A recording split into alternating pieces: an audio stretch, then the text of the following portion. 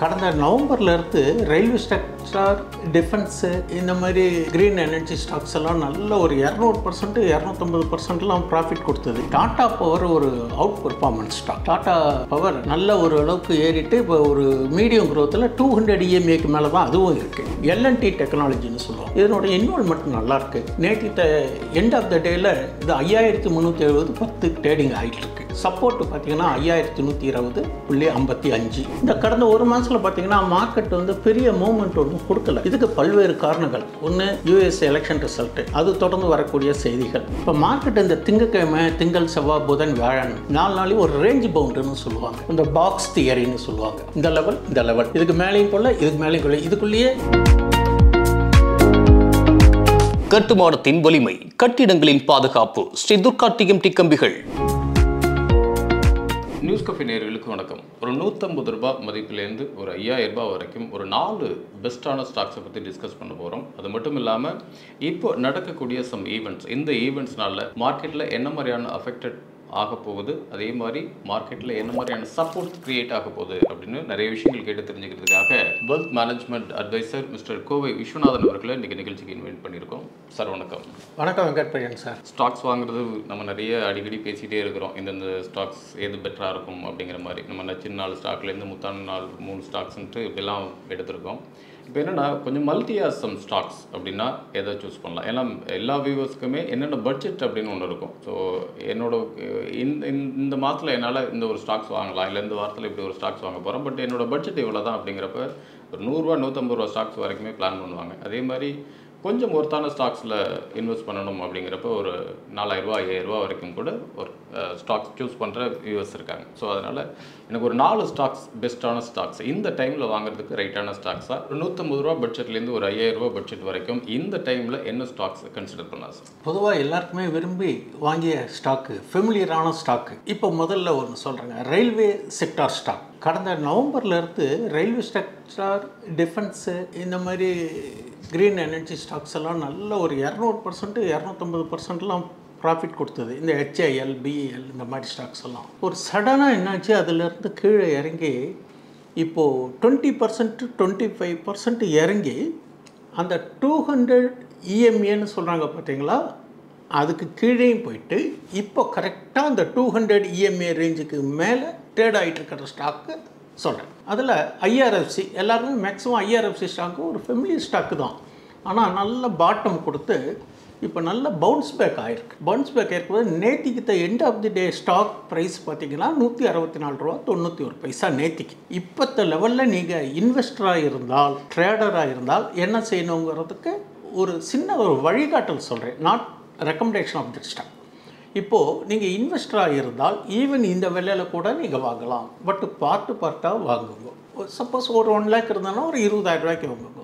மறுபடியும் கொஞ்சம் குறைஞ்சதுன்னா அதுக்கு தகுந்த மாதிரி வாங்குவோம். எப்பவுமே பல்காக டம்ப் பண்ணக்கூடாது. அப்படி IRFC ஸ்டாக்கு இந்த விலை என்னன்னா இது பவுன்ஸ் பேக் ஆகிருக்கு. பவுன்ஸ் பேக் ஆகும்போது இது மறுபடியும் அந்த 200% போலனா கூட ஒரு 20%, 30%க்காக கிராஸ் பண்ணுறதுக்கான வாய்ப்புகள் இதில் இருக்குது ஆஸ் பர் டெக்னிக்கல். அப்போது இதில் வந்து சப்போர்ட், ஸ்ட்ராங் சப்போர்ட்டு 146 ரூபாயை வச்சுக்கோங்க. அதுக்கு ரெசிஸ்டன்ஸ், பிரேக் அவுட் ரெசிஸ்டன்ஸ்னால் ஒரு 210 ரூபாயை வச்சுக்கலாம். இதுக்கு இடையில நீங்கள் வந்து எப்படி உங்களுடைய டெக்னிக்கல் இதெல்லாம் பார்த்துட்டு நீங்கள் ஒரு கன்சிடர் பண்ணுறது உங்கள் ஃபைனான்சியல் அட்வைஸர் கேட்டுட்டு நீங்கள் இது என்ட்ரி ஆகலாம். It is a right place for entry. ஆனால் சப்போர்ட்டு இந்த 140 ரூபாயை வச்சுக்கோங்க. இது ஒரு நல்ல ஒரு ஸ்டாக்கு, நல்ல ஒரு மூவபிள் ஸ்டாக்ஸு. நல்ல பாட்டம் வந்து இப்போ திருப்பி அகைன் பவுன்ஸ் பேக் ஆகிருக்கு. தட் இஸ் இந்த ரீட்ரேஸ்மெண்ட்டுன்னு சொல்லுவாங்க. மேலே போய்ட்டு கீழே இறங்கினா ரிவர்சல், கீழே வந்துட்டு பவுன்ஸ் பேக் ஆச்சுன்னா அது டெட் கேட் பவுன்ஸ் பேக்குன்னு சொல்லுவாங்க. இது ரீட்ரேஸ்மெண்ட் ஆகிட்டுருக்கு அப்படிங்கிறது என்னுடைய கண்ணோட்டம். ஓகே, லாஸ்ட் மந்த் பர்ஃபார்மன்ஸ் அப்படிங்கிறப்ப இந்த ஸ்டாக்ஸ் ஒரு 11%க்கு மேலே இன்க்ரீஸில் தான் இருக்குது. ஆனால் இன்றைக்கி மார்க்கெட் பொசிஷன்ஸ் அப்படின்னு பார்க்குறப்ப ஒரு 2 ரூபா 30 காசு கிட்ட இறங்கியிருக்கு. ஸோ இப்போது ஒரு இன்னைக்கு கணக்குப்படி பார்த்தோம்னா இறங்குது அப்படிங்கிறப்ப ஒரு சின்ன பயம் இருக்கும் இல்லையா? ஒருவேளை அகைன் ரிட்டர்ன் ஆகுதோ அப்படிங்கிற மாதிரி. பொதுவாகவே உங்களுக்கு ஜென்ரலாகவே மார்க்கெட்டில் அப்ஸ் அண்ட் டவுன்ஸ் இருக்கிறது சகஜம். நம்ம அதுக்கு தான் ஒரு சப்போர்ட்டு, ரெசிஸ்டன்ஸ்னு வச்சுக்கிறோம். நம்ம இந்த 2க்கும் நடுவில் எந்த விலையில் வாங்கினாலும் ஒரு சப்போர்ட்டை வச்சுக்கிறோம். இல்லை சார் நான் நஷ்டத்தில் கொடுக்க விரும்பலை அப்படின்னாக்கா you have some additional amount in your hand. உங்கள்கிட்ட பணம் இருக்குது இல்லையா, மறுபடியும் அப்போ ஒரு 20% இறங்கினால் மட்டும்தான் நீங்கள் ஆவரேஜ் பண்ணணும். அது பவுன்ஸ் பேக் ஆகும்போது ப்ராஃபிட் வரும்போது உங்களுடைய ப்ராஃபிட்டை தீர்மானிச்சுக்கிட்டு நீங்கள் வெளியில் வரலாம். இந்த 2 ரூபா 5 ரூபாலாம் இறங்குறது சகஜம். பட் சப்போர்ட்டு பிரேக் ஆகாமல் பார்த்துக்கணும். ப்ரோக்ராம் கடைசியில் நீங்கள் எப்படி ட்ரேடிங் எப்படி இன்வெஸ்ட்மெண்ட்லங்கிற சில டிப்ஸு தரேன். அது உங்களுக்கு ஒரு ஹெல்ப்ஃபுல்லாக இருக்கும். ஜெட்டெல்லாம் இப்போது இயர் எண்டில் தட் இஸ் இப்போ பட்ஜெட் செஷன் ஆரம்பிக்க போகிறாங்க. ஒரு February 1 இன்னொரு 1 or 2 months தான் இருக்குது. அதனால் ரயில்வே துறையிலுக்கும் ஒரு முக்கிய பங்கு கொடுக்கறதுக்கான வாய்ப்புகள் பிரகாசமாக தெரியுது. Railway infrastructures and defence sector இதுக்கு கொஞ்சம் ஓரளவுக்கு ஃபோக்கஸ் பண்ணலாங்கிறது என்னுடைய கண்ணோட்டத்தில் தெரிகிறது. அதனால் நான் IRFC ஸ்டாக்குங்கிற ரொம்ப கீழே வந்திருக்கனால அந்த 200 பிரேக்கும் கீழே வந்துட்டு திரும்பி அகைன் நியர் 200 பிரேக்கை கிராஸ் பண்ணிடுது. அதனால நான் சொல்கிறேன். அதனால் இது பெஸ்ட்டு ஸ்டாக்குங்கிறது என்னுடைய கண்ணோட்டம். ஓகே, ஒரு 160 ரூபா சம்திங் அந்த மாதிரியான ஒரு பட்ஜெட்டில் இருக்குது. ஓகே, ஒரு 400 ரூபா 500 ரூபா பட்ஜெட்டுக்குள்ளார ஒரு ஸ்டாக்ஸ் பெட்டராக பெர்ஃபார்ம் பண்ணுற ஸ்டாக்ஸ் இல்லைனா இப்போதைக்கு டவுன் ஆகிருக்கு, இன்னும் அதுக்கு க்ரோத் இருக்குன்னா என்ன ஸ்டாக் சூஸ் பண்ணலாம்? எனக்கு தெரிஞ்ச வகையில் நிறையா பவர் ஸ்டாக்ஸ் இருக்குது. பவர் ஸ்டாக்கில் டாடா பவர் ஒரு out performance stock. Tata power நல்ல ஒரு அளவுக்கு ஏறிட்டு இப்போ ஒரு மீடியம் க்ரோத்தில் 200 EMAக்கு மேலே தான் அதுவும் இருக்குது. நான் ஏன் இந்த 200 EMA சொல்கிறேன்னா கீழே வந்துட்டு பவுன்ஸ் பேக் ஆனதுனால இது ரிவர்சல் ஆகிருக்குங்கிற கண்ணோட்டத்தில் சொல்கிறேன். டாடா பவர் நிறைய இன்ஸ்டாலேஷன்லாம் பண்ணிக்கிட்டு இருக்காங்க. அதனால் அதுக்கான ஒரு நல்ல ஒரு பிரைட் ஃபியூச்சர் இருக்குது. ரெண்டாவது டாடா பிராண்டு மற்ற பவர் செக்டாரில் இருந்தாலும் இது கொஞ்சம் நல்ல பர்ஃபார்ம் பண்ணக்கூடிய ஸ்டாக்கு. நேற்று ஈவோடி படி பார்த்தீங்கன்னாக்கா இது 434 ரூபா 55 பைசா நேற்றுக்கு க்ளோசிங் ரேட்டு. 1 or 2 டேஸில் இன்றைக்கி மார்க்கெட்டு ஏறும் இறங்கும், அதை பற்றி பிரச்சனை இல்லை. பட் இதுக்கு ஸ்ட்ராங் சப்போர்ட் அப்படின்னு கேட்டிங்கன்னா 399 as per டெக்னிக்கல் ஃபிபோனசி 399 தான் ஸ்ட்ராங் சப்போர்ட்டு. ரெசிஸ்டன்ஸ்னு பார்த்தீங்கன்னாக்கா 485 ப்ளஸ். இந்த ப்ளஸ்ன்னு எதுக்கு சொல்கிறேன்னா 485, 87 இந்த மாதிரி கூட போகலாம். அதனால் அது ரெசிஸ்டன்ஸ், அது இது சப்போர்ட்டு. இந்த ஸ்டாக்கு பவர் செக்டார் ஸ்டாக்கு, நல்ல ஓரளவுக்கு பிரைட்டான செக்டார். ஸ்டாக்கும் நல்ல பிரைட்டான ஸ்டாக்கு, கம்பெனியும் நல்ல ஒரு பிராண்டட் கம்பெனி, டெப்ட் ஃப்ரீ கம்பெனி. அதெல்லாம் கன்சிடர் பண்ணுற போது டாடா பவர் ஸ்டாக்கு நீங்கள் வந்து இது கன்சிடர் பண்ணுறதுக்கான ஒரு சரியான நேரம் அப்படின்றது என்னுடைய கருத்து. ஓகே, இப்போ IRFCயோட கம்பேர் பண்ணுறோம் அப்படின்னா IRFC லாஸ்ட் மந்தோட பெர்ஃபார்மன்ஸ் அப்படிங்கிறப்போ ஒரு 11% வரைக்கும் பெர்ஃபார்ம் பண்ணியிருக்கு. டாடா பவர் பொறுத்த வரைக்கும் இப்போ லாஸ்ட் 1 month கணக்குப்படி பார்த்தோம்னா கூட ஒரு 4% தான் இன்க்ரீஸ் ஆகிருக்கு. ஸோ இந்த லெவலில் தான் போகுமா இல்லை இதை விட வர நாட்களில் இன்னும் கொஞ்சம் கூடுதல் இல்லை இம்ப்ளிமெண்டேஷன் அந்த ஆர்டர் நிறைய கிடைக்கிறது சார். எப்பவுமே இந்த மாதிரி பவர் செக்டார், இந்த மாதிரி டிஃபென்ஸ் செக்டார், ரயில்வே செக்டார்லாம் ஃபர்தராக அவங்களுக்கு கவர்மெண்ட் ஆர்டர் கிடைக்கிறத வச்சு தான் அதனுடைய இம்ப்ரூவ்மெண்ட்டு. இந்த மாதிரி ஸ்டாக்லாம் எப்பவுமே. ரெண்டாவது இது வந்து F&Oவில் இருக்குது. இந்த மாதிரி ஸ்டாக்ஸ்லாம் பார்த்தீங்கன்னாக்கா ஃப்ளக்சுவேஷன்ஸ் நிறையா இருக்கும். அப்போது இதுக்கு ஆர்டர்ஸ் இன் ஹேண்ட் நிறையா இருக்குது. நல்ல ஒரு எதிர்பார்க்கலான ஸ்டாக்கு. பவர் செக்டார் இஸ் நல்ல ஃபோக்கஸில் இருக்குது. அதனால் இதுக்கான ஒரு சான்சஸ் இருக்குது. இந்த இடத்துல நீங்கள் வந்து ஒரு கன்சல்ட் பண்ணுறதுக்கு டெக்னிக்கல்லாம் பார்த்து பண்ணலான்றது என்னுடைய கருத்து. கொஞ்சம் ஒரு 1000, 2000 அப்படிங்கிறதெல்லாம் வந்து ஆவரேஜாக சில ஸ்டாக்ஸ் நிறைய இருக்குது. அதை தாண்டி ஒரு 4000, 5000 அப்படிங்கிறப்போ ஒரு 4000 பட்ஜெட்டில் ஒரு ஸ்டாக்ஸ் அப்படின்னா எந்த ஸ்டாக்ஸை இப்போ கன்சிடர் பண்ணலாம்? பாரத் எர்த்மோவர்ஸ் லிமிடெட் இது ஒரு நல்ல ஒரு குட் ஸ்டாக்ஸ். நல்ல மொமெண்டம் கொடுத்த ஸ்டாக்கு. நல்ல பீக்குக்கு போயிட்டு மறுபடியும் நல்ல கீழே பாட்டம் இறங்கி இதுவும் இப்போ எல்லாம் இந்த இப்போ நான் சொல்கிற ஸ்டாக்ஸ் எல்லாமே கடந்த 1 மாதத்துக்கு முன்னால் நல்ல அந்த 200 EMA இறங்கிட்டு மறுபடியும் இப்போ பவுன்ஸ் பேக் ஆகிற ஸ்டாக் தான் சொல்கிறேன். அப்ட்ரெண்டுக்கான சான்சஸ் இருக்கிற வாய்ப்புகள் இருக்குது. இருந்தாலும் நம்ம அதுக்கு சப்போர்ட்டுன்னு ஒன்று வச்சுக்கணும், ரெசிஸ்டன்ஸ்னு ஒன்று வச்சுக்கணும். டெக்னிக்கலாக பார்த்து அனலைஸ் பண்ணி சொன்ன வகையில் இந்த BEM ஸ்டாக்கு நேற்றுக்கிட்ட க்ளோசிங் ரேட்டு 4465. இதுக்கு சப்போர்ட்டுன்னு எடுத்துக்கிட்டிங்கனாக்கா 3600, ரெசிஸ்டன்ஸ்ன்னு எடுத்துக்கிட்டிங்கனாக்கா 5200 ப்ளஸ் போகிறதுக்கான வாய்ப்புகள் இருக்குது. மார்க்கெட் ஃப்ளக்சுவேஷன் அந்த செக்டோரல் பேசிஸில் பார்த்தீங்கன்னாக்கா இதுக்கெல்லாம் கொஞ்சம் இந்த டிஃபென்ஸ் செக்டார்லாம் பார்க்குறோம் நல்ல ஒரு குட் ஃபார்ச்சூன் இருக்குது. கொஞ்சம் அமௌண்ட்டு ஸ்டாக் ப்ரைஸ் கூட இருந்தால் கூட நல்ல மூவ்மெண்ட் அந்த அளவுக்கு இருக்குங்கிறது என்னுடைய கண்ணோட்டம். லாஸ்ட் மந்தில் கூட கிட்டத்தட்ட ஒரு 12% இன்க்ரீஸ் ஆகிருக்கு இந்த ஸ்டாக்கோட ப்ரைஸ். ஸோ இதை விட இன்னும் கூட போகிறதுக்கு வாய்ப்பு இருக்கா இல்லை இந்த லெவலுக்கு இருக்குமா? இல்லை, இது நல்லா அப்டெண்டுக்கான சான்சஸ் தான் டெக்னிக்கலாக காமிக்கிறது. பொதுவாகவே டிஃபென்ஸ் ஸ்டாக்கில் இந்த BEM, BDL, சவுத் இன்ஜின் இந்த மாதிரி நிறையா டிஃபென்ஸ் ஸ்டாக்ஸ்லாம் நல்ல ஒரு மூவ்மெண்ட் கொடுத்துட்டுருக்கு. அதனால் இப்போ பவுன்ஸ் பேக் ஆகிருக்கு. 200 EMAக்கு மேலே இருக்கிறனால நீங்கள் இது ஒரு டெக்னிக்கலாக பார்த்துட்டு கன்சிடர் பண்ணலாம்.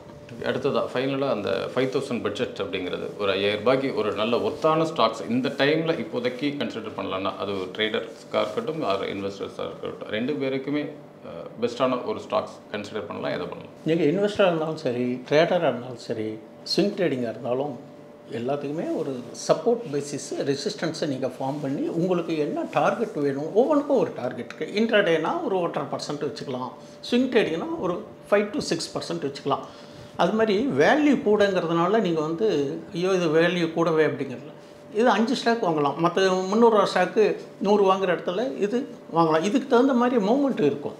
அப்படி மூவ்மெண்ட் இருக்கும்போது என்னுடைய கண்ணோட்டத்தில் எல்டிடிஎஸ் எல்என்டி டெக்னாலஜின்னு சொல்லுவாங்க, இதனுடைய இன்வால்மெண்ட் நல்லாயிருக்கு. நேற்று எண்ட் ஆஃப் த டேயில் இது 5370 10 ட்ரேடிங் ஆகிட்டுருக்கு. சப்போர்ட்டு பார்த்தீங்கன்னா 5120.55. ரெசிஸ்டன்ஸ் பார்த்தீங்கன்னாக்கா 5960க்கான ரெசிஸ்டன்ஸு டெக்னிக்கலாக காமிக்கிறது எஸ் பர் ஃபிபோனசி. ரெண்டாவது, இப்போது டாலர் ப்ரைஸ்க்கு தகுந்த மாதிரி தான் டெக்னாலஜி ஸ்டாக் ஐடி செக்டர்லாம் இருக்குது. டாலர் நல்ல ப்ராஃபிட் பாசிட்டிவாக இருந்ததுன்னா ஐடி செக்டர்லாம் கொஞ்சம் நல்லா இருக்குது. கடந்த காலத்தில் ஒரு மந்த்தாகவே நல்லாவும் இருக்குது. அதனால இதுக்கான ஒரு ஃபீச்சர் நல்லா இருக்குங்கிற கண்ணோட்டத்தில் இந்த ஸ்டாக்கை நான் உங்கள்கிட்ட சொல்கிறேன். ஒரு லாஸ்ட் மந்த் பர்ஃபார்மன்ஸ் அப்படின்னு பார்க்குறப்போ ஒரு 138 ரூபா ஒரு 1 மந்தில் ஏறி இருக்குது அப்படிங்கிறது பாசிட்டிவாக பார்க்குறோம். அந்த சேம் டைம் பர்சன்டேஜ் வைஸ் பார்க்குறப்ப 2% தான் ஒரு மாதம் ஃபுல்லாக பெர்ஃபார்ம் பண்ணியிருக்கு அப்படின்ட்டு. அப்போ நம்ம ப்ரைஸ் எடுத்துக்கிறதா இல்லை பர்சன்டேஜ் எடுத்துக்கிறதா சார்? ஜென்ரலாக sir percentage on the base of price. Suppose அவங்க என்ன ஆர்டர்ஸ் கிடைக்கிறது பார்த்தீங்களா, அதுக்கு தகுந்த மாதிரி திடீர்னு அடிவாரத்தில் ஒரு ஸ்டாக் இருக்கும். இந்த ஸ்டாக்கு அவ்வளோதான் அப்படியே நீட்டி படுத்துருச்சு, என்னடா எந்திரிக்கவே மாட்டேன்னது. அந்த முதலீட்டாளர்களும் கவலைப்படுவாங்க, அந்த ட்ரேடர்ஸும் வாங்கியிருக்கணும், எதையும் பண்ண முடியல. ஒன் ஃபைன் மார்னிங் அது என்னன்னு ஒரு ஆர்டர் கிடைக்குது, இல்லை வேறு ஏதாவது ஒரு பைபேக்குன்னு சொல்லுவாங்க. இந்த மாதிரி ஏதாவது ஒரு குட் நியூஸஸ் டு ஸ்டாக், ஏதோ ஒரு நியூஸ் இருக்கும். ஒன்றா டிவிடெண்ட் இருக்கும், இல்லைனா ஸ்டாக் ஸ்ப்ளிட் பண்ணுறேன்பாங்க, இல்லைனா பைபேக் இருக்கும்பாங்க, இல்லைனா OFS, ஏதோ ஒரு நியூஸஸ் இருக்கும். அந்த மாதிரி ஸ்டாக்ஸு சும்மா இருக்காது. தூங்கிட்டு இருந்தாலும் சடான்னு தூங்கி எழுந்து விழிச்செழுந்து வீழ்வே நான் நினைத்தாயோன்ட்டு மேலே ஏறும். அப்படி ஏறும்போது இந்த மாதிரி ஸ்டாக்ஸுக்கெலாம் நல்லா அப்டென்ட்டுக்கு சான்சஸ் இருக்குது.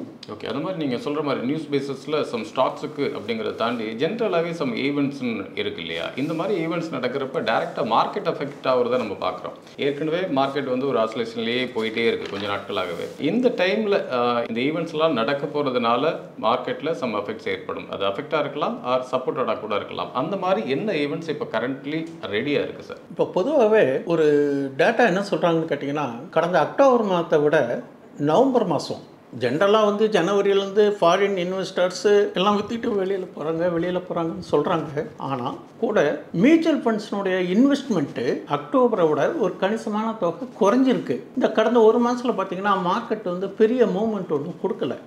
இதுக்கு பல்வேறு காரணங்கள். ஒன்று, யூஎஸ் எலெக்ஷன் ரிசல்ட்டு, அது தொடர்ந்து வரக்கூடிய செய்திகள்.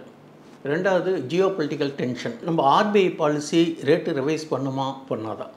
ஜென்ரலாகவே இப்போ மார்க்கெட் என்ன ஒரு கண்ணோட்டத்தில் இருக்குதுன்னு கேட்டீங்கன்னா, மேக்ரோ மீன்ஸ் இந்த ஜிடிபி, இன்ஃப்ளேஷன், இந்த மாதிரி கன்சூமர் டேட்டா, எம்ப்ளாய்மெண்டோட டேட்டா, இதெல்லாம் பேஸ் பண்ணி தான் இப்போது ஓரளவுக்கு. அதுலேயும் US எப்படி இருக்குது, நம்ம இந்தியாவுடைய growth எப்படி இருக்குது, எக்கனாமிக் growth எப்படி இருக்குது. எக்கனாமிக் growth இருந்தாலும் நம்மளுடைய மார்க்கெட்டும் growth.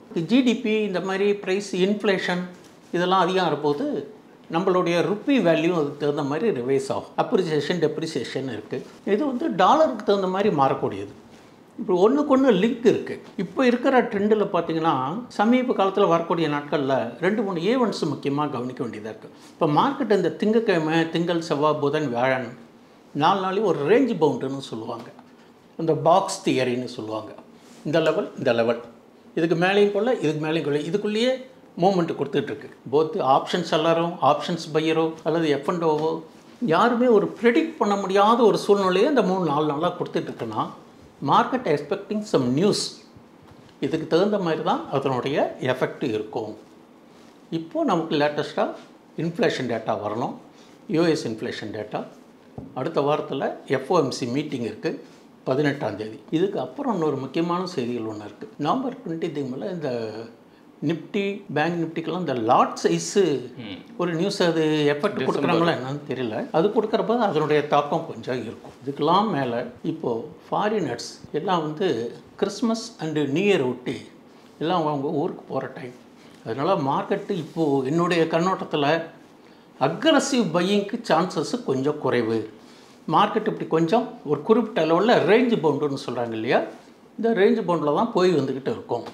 அப்போ இந்த கீழே வந்தால் நம்ம வாங்கலாம், மேலே வந்தால் விற்கணும்னு நாம் அந்த டெக்னிக்கல்லாம் பார்த்துட்டு செய்கிறது ஆரோக்கியம். இந்த டயத்தில் இன்வெஸ்ட்மெண்ட்டுக்கு கன்சிடர் பண்ணுறதுக்கு not good time. January first week மேலே நீங்கள் கன்சிடர் பண்ணலாம் இன்வெஸ்ட்மெண்ட்டுக்கு. ட்ரேடர்ஸாக இருந்தால் நீங்கள் ஸ்டாப் லாஸ் வச்சு நீங்கள் டெக்னிக்கல் ஃபாலோ பண்ணி பண்ணுங்கள். ஜனவரிக்கு மேலே ஏன் சொல்கிறேன்னு கேட்டேன்னா, ஊருக்கு போன ஃபாரினர்ஸ் எல்லாம் இதெல்லாம் வந்துடுவாங்க. சப்ஜெக்ட் டு நம்ம பட்ஜெட் பிப்ரவரி 1 பட்ஜெட் இருக்குது பார்த்தீங்களா, இந்த பட்ஜெட் ரேலின்னு ஒன்று கொண்டுட்டு போவாங்க. எப்படி தீபாவளி ரேலி அது மாதிரி பட்ஜெட் ரேலின்னு கொண்டுட்டு போவாங்க. பட்ஜெட் அன்றைக்கி யூஸ்ஃபுல்லாக இருக்கிற மாதிரி ஒரு 1000 பாயிண்ட் 500 பாயிண்ட் இறக்குவாங்க. அது வழக்கம். அப்போது ஜனவரி ஃபஸ்ட் வீக்கில் ஆரம்பிச்சதுன்னா ரெண்டாவது Q3 ரிசல்ட் வரும் 31/12. அப்போ அந்த ரிசல்ட்டுக்கு தகுந்த மாதிரி கொஞ்சங்களுடைய ப்ளஸ் மைனஸ் இருக்கும். அதனால் இன்வெஸ்ட்மெண்ட்டுக்குங்கிறதுக்கு இப்போ நாட் ஏ குட் டைம்ங்கிறது என்னுடைய வியூ. அப்படி நீங்கள் இன்வெஸ்ட் பண்ணோம் பணம் கிடச்சிருக்கு அப்படின்னு சொல்லிச்சோன்னா பகுதியாக பண்ணுங்கள். அது ஒரு ஹெல்த்தி இன்வெஸ்ட்மெண்ட். அதேமாதிரி ஒரு ஸ்மார்ட் இன்வெஸ்ட்மெண்ட்டு இருக்குது, ஸ்மார்ட் ட்ரேடிங்கும் இருக்குது. ₹1,00,000 இன்வெஸ்ட் பண்ணிட்டீங்க, 1.10 கிடச்சதுன்னா ஏற்கனவே சொல்லியிருக்கேன்னு நினைக்கிறேன். ₹10 கிடச்சானா லாபத்தை புக் பண்ணிவிடுவோம். நீங்கள் அந்த லாபத்தை புக் பண்ணலைனாக்கா அந்த படம் வேறு யாரோ ஒருத்தர் என்ஜாய் பண்ண போகிறாங்க. அதனால் உங்களுக்கு பிரயோஜனம் இல்லை. அப்போ உங்களுக்கு அட்காஸ்ட்டு இந்த 1,00,000 80,000 கூட வரத்துக்கு சான்சஸ் இருக்குது. அப்போ வந்து நம்ம ஏற்கனவே ப்ராஃபிட்டை புக் பண்ணல, நம்மளோட இன்வெஸ்ட்மெண்ட்டும் குறைஞ்சிருக்கிற போது அப்போ கொஞ்சம் ஃபீல் பண்ண வேண்டியதாக இருக்கும். ஓகே, ஷேர் மார்க்கெட் பொறுத்த வரைக்கும் நம்ம வந்து வாங்கிட்டு விற்கிறது அப்படிங்கிற ஃபார்முலாவை தான் நம்ம நிறைய பார்க்கலாம். ஆனால் விற்றுட்டு வாங்குங்க அப்படிங்கிறது தான் அட்வைஸரோட அதிகபட்சமான தகவல்களாக இருக்குது. ஆனால் ஒரு ஸ்டாக்ஸோட ப்ரைஸ் ஏறுது அப்படிங்கிறப்ப ஓகே ப்ராஃபிட் பார்த்துருவோம், இவ்வளோ தூரம் ஏறி இருக்குது அப்படிங்கிறதுக்கு ப்ராஃபிட்காக ஒன்று விற்கிறோம். இன்னொன்று இறங்கிடுச்சு அப்படின்னா இதுக்கு மேலே இன்னும் இறங்கிடுச்சுன்னா அதிகபட்சமான லாஸை சந்திக்கக்கூடுமோ அப்படிங்கிறதுனால அவசரப்பட்டு வித்துடுறோம், இல்லை பயந்து வித்துடுறோம். இதை தாண்டி அட்வைசர் சொல்கிறது, ஃபினான்ஷியல் அட்வைசர் சொல்கிறது எல்லாமே வந்து இறங்க வாங்குங்க அப்படிங்கிற ஒன்று. ரெண்டாவது வித்துட்டு அகைன் வாங்குங்க அப்படிங்கிறாங்க. இந்த இடத்த எப்படி ஹேண்டில் பண்ணுறது சார்? ட்ரேடர்ஸ் பற்றியெல்லாம் ப்ரொஃபஷனல் ட்ரேடர்ஸ், ரீட்டைல் ட்ரேடர்ஸ், இந்த ப்ரொஃபஷனல் ட்ரேடர்ஸ் ரொம்ப டெக்னிக்காக செய்வாங்க. அவங்க எப்பவுமே லாபம் பார்க்கக்கூடியவங்க. ஏன் அவங்க பார்க்குறாங்கன்னு நீங்கள் ஏன் பார்க்க முடியாது அப்படின்னு கேட்டால், ஒன்று பயம், ரெண்டாவது பேனிக் ஆகிடும். நம்ம இறங்கினோன்னா ஐயோ இறங்கிட்டே இருக்கேன்ட்டு நினைக்கிறோம். சேரட்டும், இறங்கினா ஏறாமல் போயிடுமான்னு உட்காந்துக்கிட்டே இருப்போம். அது இறங்கிட்டே போயிட்டு இருக்கும். இதுக்கு ஒரு சின்னதாக எனக்கு தெரிஞ்ச ஒரு அனுபவ ரீதியான ஒரு ஐடியா சொல்கிறேன். கையில் இல்லாத ஒரு ஸ்டாக்கை விற்கிறதை விட அது வந்து சேஃப்டி கிடையாது. ஏன்னு கேட்டேன்னா 3-10க்குள்ளே வாங்கி அவனுக்கு பொசிஷன் கொடுக்கணும்.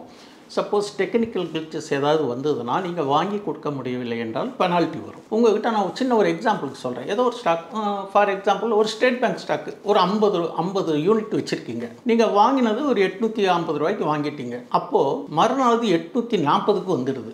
அப்போ உங்கள் வாங்கினவளோட ₹10 குறைஞ்சிருக்கு. அதை நீங்கள் கொஞ்சம் நூதனமாக செய்யறதுக்கு ஒரு சின்னதாக எனக்கு தெரிஞ்ச ஒரு அனுபவ ரீதியில் ஒரு டிப்ஸ் தரேன். ஒரு ஸ்டாக் எடுத்துட்டிங்கன்னா நீங்கள் டேட்டாவை எடுத்துக்கணும். ப்ரீவியஸ் டே EODன்னு சொல்லுவாங்க இல்லையா, நேற்று open, high, low, previous close. இன்றைக்கி எப்படி ஒரு ஸ்டாக்கு ப்ரீவியஸ் லோவை பிரேக் ஆச்சுன்னா அந்த ஸ்டாக்கு கரெக்ஷன் மோடுக்கான வாய்ப்புகள் இருக்குங்கிறது டெக்னிக்கலாக நமக்கு சில இண்டிகேட்டர் காமிக்கிறது. அப்போது நீங்கள் 50 ஸ்டாக் வச்சுருக்கீங்க இல்லையா, நீங்கள் இல்லாத போய் விற்றுட்டு வாங்கி கொடுக்கணும் இன்ட்ராடேன்னா உங்களுக்கு ரிஸ்க்கு. கையில் இருக்குது உங்கள்கிட்ட ஒரு 25 ஸ்டாக்கோ 20 ஸ்டாக்கையோ ₹540 வித்துடுறீங்க. தட் இஸ் நேற்று லோ பிரேக் ஆகிடுது. திரும்பி அவன் 510க்கு வராங்கன்னு வச்சுக்கோங்களேன். அப்போது வாங்கி மெயின்டைன் பண்ணுங்கள். சார் நீங்கள் சொல்கிற மாதிரி நான் 20 ஸ்டாக்கை விற்றுட்டேன், விற்றதுக்கப்புறம் நான் வாங்கினவளோட மேலே போகிறான் அப்படின்னா இதில் ₹10 கம்மியாக விற்றுருக்கீங்களா? மேலே அவன் ₹30 போடுவது விற்றுட்டேன்னா இந்த ₹10 அதில் உங்களுக்கு பேர் ஆஃப் ஆகிடுதா? அப்போ நெட்டாக உங்களுக்கு 20% லாபம் இருக்கா? சார் நான் எல்லாம் வாங்கிட்டு எல்லாமே இறங்கி போச்சு சார், இந்த மாதிரி பாருங்கள் நான் வாங்கினேன் ₹1,50,000 போட்டேன், இன்றைக்கி 1,00,000 தான் இருக்குது, 1,10,000 தான் இருக்குது. அப்படிங்கிறதுக்கு காரணம் என்னென்னா, வாங்க தெரிஞ்சவர்களுக்கு அந்த டார்கெட்டு அந்த EOD ரிப்போர்ட்டெல்லாம் பார்த்து வாங்கியும் விற்கலாம், விற்றும் வாங்கினால் இந்த மார்க்கெட்டில் உங்களுக்கு நஷ்டத்தை குறைத்து கணிசமான லாபத்துக்கான வாய்ப்புகள் இருக்குது.